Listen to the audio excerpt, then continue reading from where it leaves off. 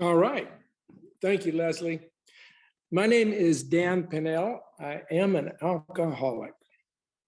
My sobriety date is February the 9th of 1998.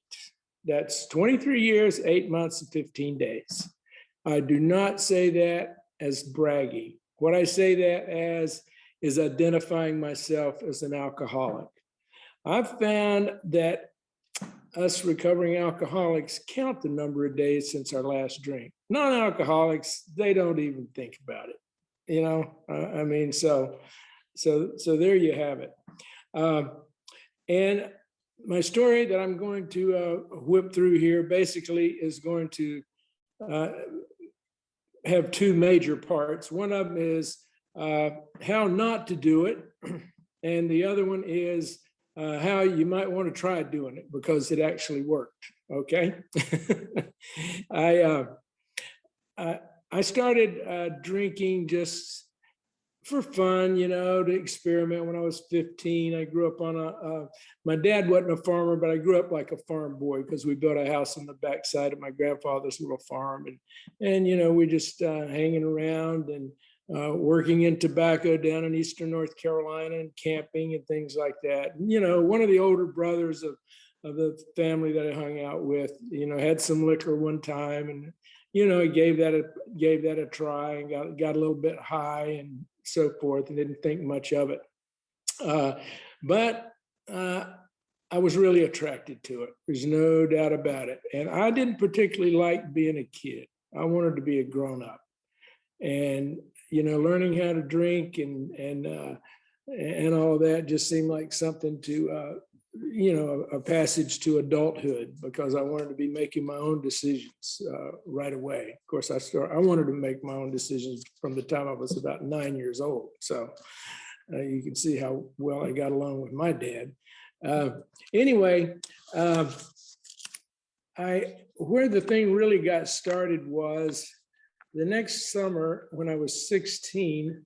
One of my best friends I was on the wrestling team with was 2 years older than me, and he had just graduated from high school.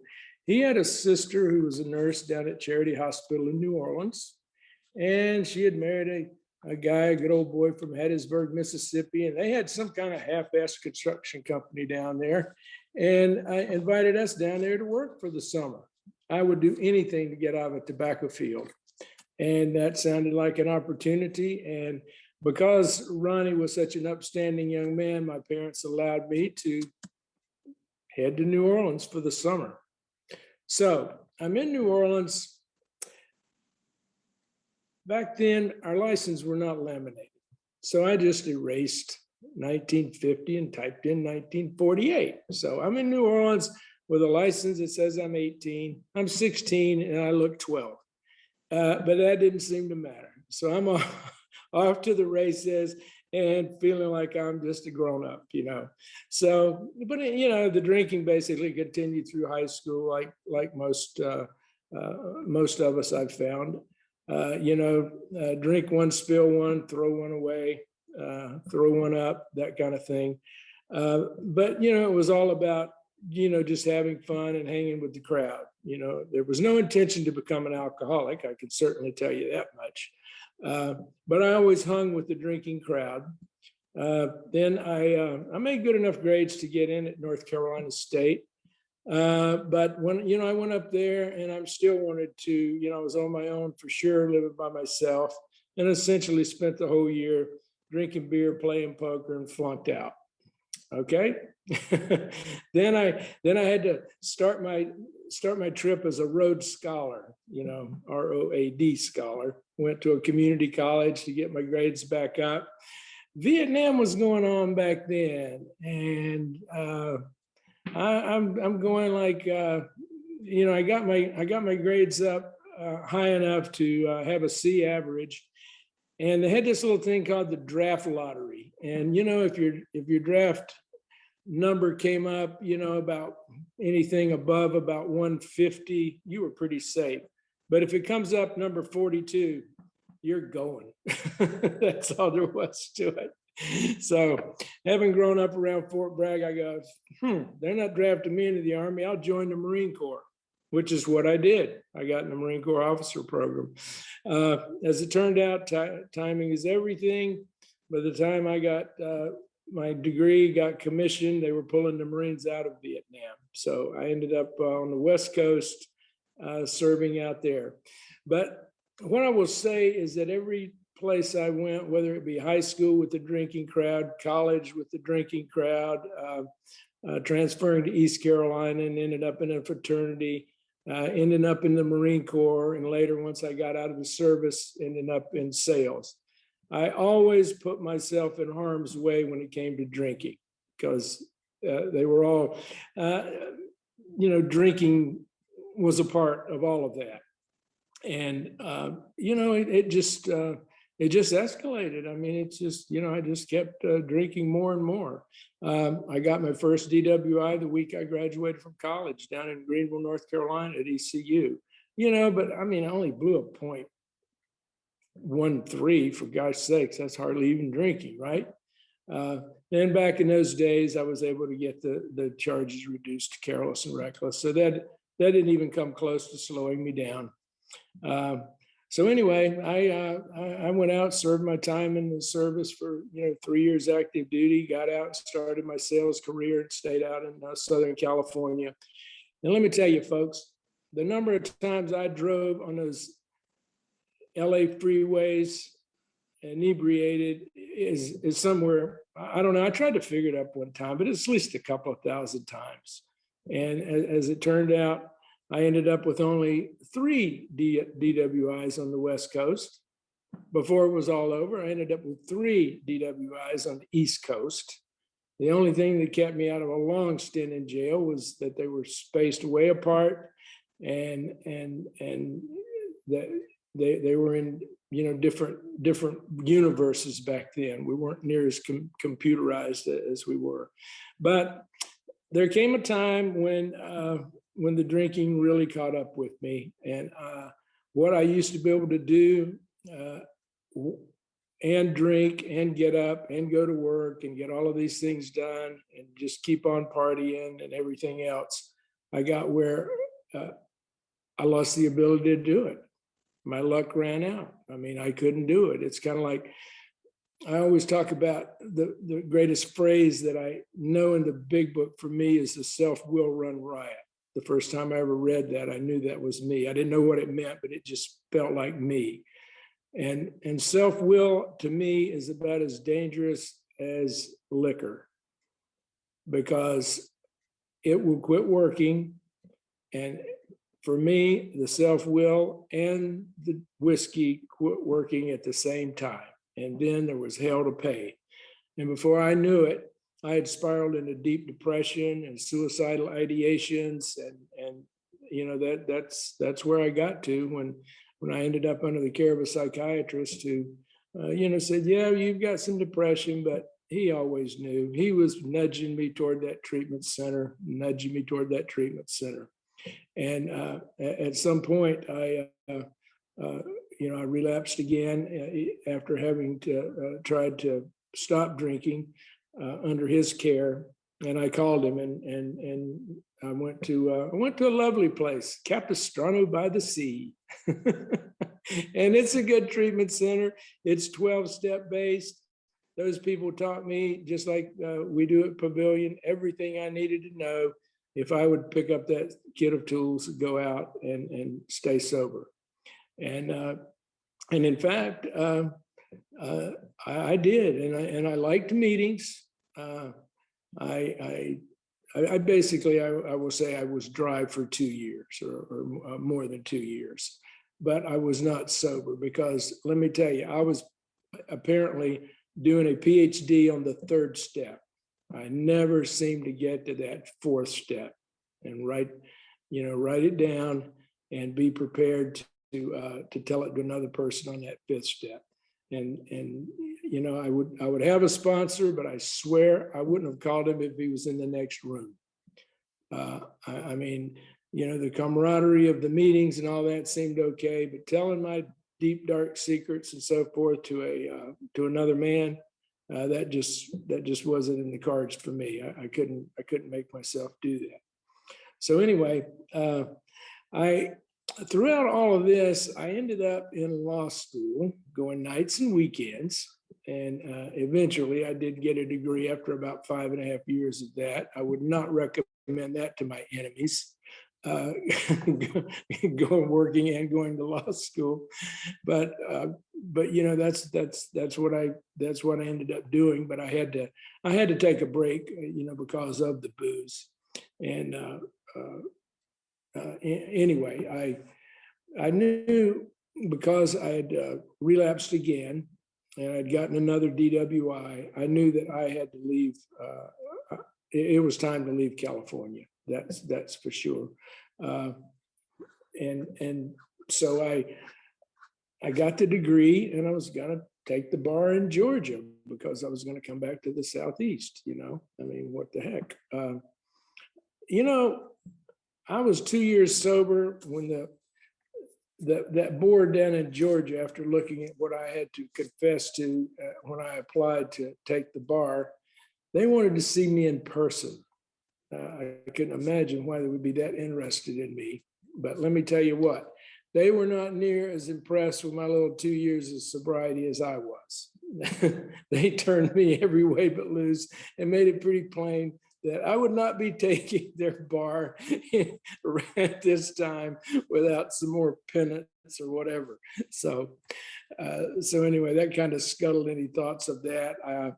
By this time, I had regenerated my career in medical product sales and so forth. And so you know, I was in my late 30s by this time, and I had to get on with life. And I went ahead and moved back to my home state of North Carolina. And, you know, with full intention of living a clean and sober life and so forth. But I didn't, because I had not picked up the tools and worked the steps and done what I was supposed to. I was still, you know, stuck on the third step and BSing myself about the other things. And the next DUI was all about me coming very close to dying, hitting a tree out on Old Fort Road in Fairview, where I'd moved to. Apparently, when they got me to the hospital admission, they could not find a pulse. It was, or a blood pressure, I guess, is what they really couldn't find. So I came very, very close to dying with that DWI. And you know, I didn't quit drinking right away after that.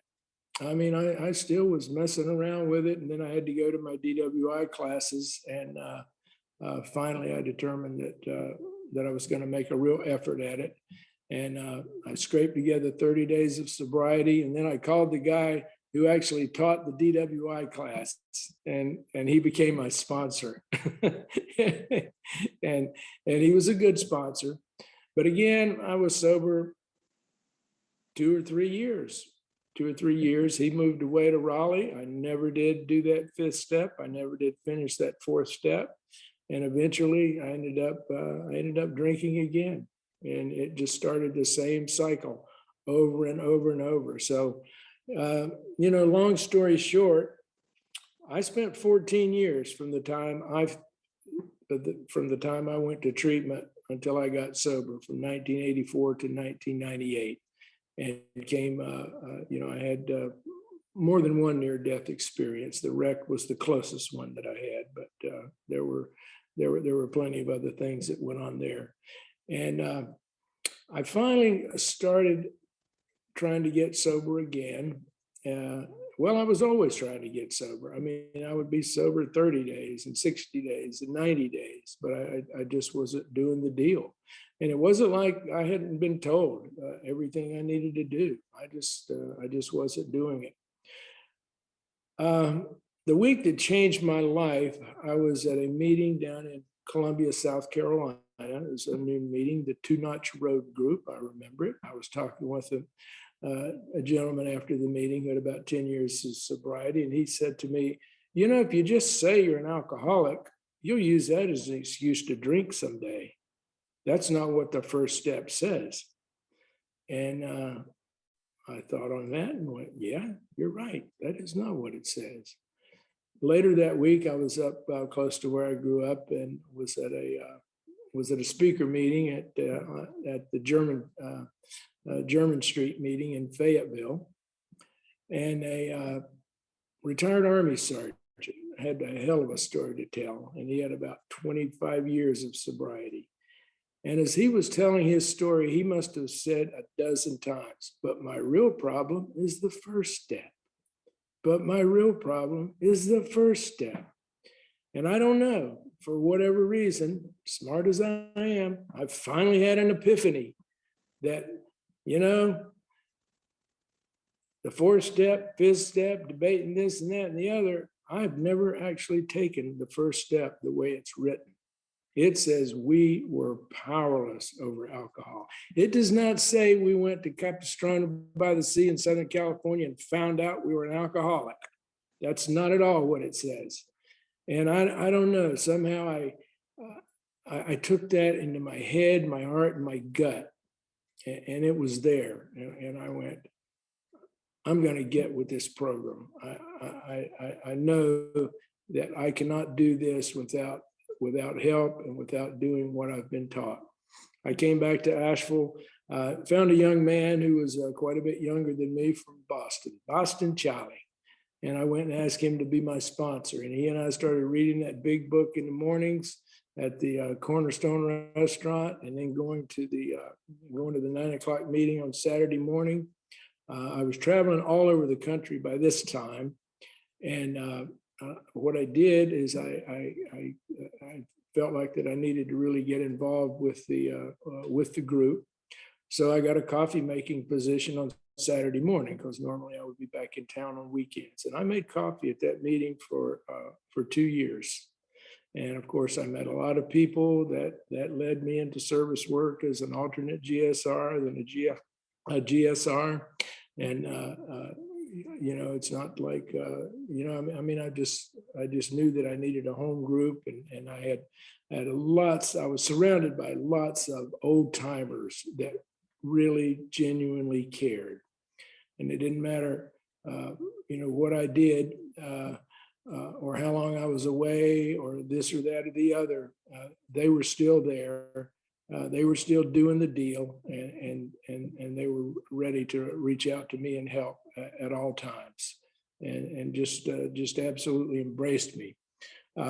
One of them, he's the late Ralph Morris now. He passed away a few years ago. That was so instrumental. One of the best things that I ever heard Ralph say, and he said a lot of gems, was when somebody brings up turning points as a topic, he says, well, it's not a turning point unless you turn. None of those, all of those DWIs and all this other trouble that I had and things that I did and didn't do and all of that should have been turning points for me. They were not turning points because I didn't turn. But anyway, once I launched into this and really knew what I had to do, I finished the fourth step. Indeed, and then Charlie moved back up north, and I got another sponsor, Dr. Dan Z, and I did the fifth step with Dr. Dan. And I'll tell you what, that was a catharsis for me. I've heard different people have different reactions to their fifth step. Some people, it's a big deal. Some people, it was, so what? For me, it was absolutely a catharsis. It was tears and everything. And I let it go. I let it go. And then I went straight home, went up on the Flat Top Mountain where I was living. I got down on my knees and I took steps 6 and 7. And, I was 99% sure that I had taken the first step before I ever did that fifth step. But once I did that fifth step, I knew that I had absolutely admitted I was powerless over alcohol, because I wouldn't have damn well done that unless I needed to do it. and that it was just, it was a wonderful thing. And then, of course, I had to launch on, the rest of the work, and do the, make a list, 8-step list and a 9th step. And those type things are always ongoing. There's certainly people on the West Coast that I'll probably never see again and couldn't find them if I had to. But I'll tell you what, if I ran across them today, I would admit I was wrong. I would be ready to do the 9th step. But I love it. I love the way I see the steps. I saw them on a wall at a meeting down in North Myrtle Beach one time, and they had them bracketed. They had the first 3 steps bracketed as the give up steps, and they had the next 4 through 9 bracketed as the cleanup steps, and then the last 3 the live up steps, 10, 11, and 12. And the 10th step is so useful. I can do a spot check inventory anytime during the day. I can take it a little more seriously if I need to and put it on a piece of paper and meet with my sponsor and treat it like a mini 4th step. I can go to a retreat and get completely away from life, like we do in treatment, and use that if that's what I need. But any way I can do it. And the thing is, having a sponsor that can help me recognize when I needed to do those things, having a sponsor to help me recognize who I need to make amends to, so that I'm not just running out there apologizing to the world and when I don't really mean it, or apologizing to somebody that we would have both been better off if I had never contacted them again. That's I was always kind of shocked that when I found out that the principle behind the 8th step is brotherly love. And I think that's kind of what it means. Genuinely get prepared to make amends to somebody because you owe it to them, or be prepared to leave them the heck alone. As it talks about in the literature, there's not everybody in every situation that we've ever been in do we need to revisit, so to speak. Okay. Anyway, basically my my life in sobriety has just been quite a bit of service work. Certainly, I've established strong bonds with numerous men in AA. I have a sponsor at all times. Dan Z, the second sponsor that I did the 5th step with, passed away, and then I got Les, and he's still my sponsor. But I have men in AA that I can call and I can talk to and use as a sounding board pretty close to the sponsor level at any time. And I'll tell you what, that's necessary. The closest I came to drinking, I'll tell you this little story real quick. I was on a business trip down in Puerto Rico, and I couldn't safely get to a meeting. And I tried to call my sponsor, and he didn't answer. I was calling, different numbers, and they didn't answer. But I knew a guy who he was a retired pharmacist, and he had serious grand mal seizures right after he got sober, and he didn't see very well, and he was in a wheelchair. And I said, I don't think Bill goes to night meetings. I bet he's at home. And sure enough, I called, Bill answered, and we had a little mini meeting, 2-man meeting, with me standing on the balcony of the Caribe Hilton, which incidentally has a casino downstairs, which had my name on it, was drawing me like a freaking magnet, even though I was 2.5 years sober. And the heebie-jeebies that was on me, that was really pushing me in the wrong direction, just melted away. And I went, oh my goodness, to feel the power of the connection with another alcoholic on the phone from a long distance, and to feel it work is just is an absolute blessing. It's just a wonderful thing. If I still have a couple more minutes, Leslie, I'm going to tell a couple of things that kind of illustrate sobriety. Way back before I ever really got sober, but I was dry. This is the power of how you never know if you're going to be the only big book somebody else ever sees. I had come back to Georgia to meet with those people that were going to tell me, heck no, you're not going to be a lawyer in our state anytime soon, because we're not going to let you take the bar. A lady that I was in high school with, I came back and she lived in Atlanta, and I stayed at her apartment with her friends, and they were sitting around drinking scotch the same way I used to drink it. And I wasn't drinking, and Mary knew the way I drank from high school on, and how I drank in college and everything else. And when she took me to the airport the next day, she asked me about it, and I told her what I was up to. 6 months later, Mary got in AA and hasn't had a drink since, and it's been a long time. And believe me, and she credits me with 12th stepping her, and I have no idea I was 12th stepping her, but that's the way this thing works sometimes. It just works that way. Another time that is precious to me is I was traveling to Chicago a lot after a few years of sobriety, and I was going to a meeting down at the end of on Wacker Street there. I love the name of that street, Wacker Street.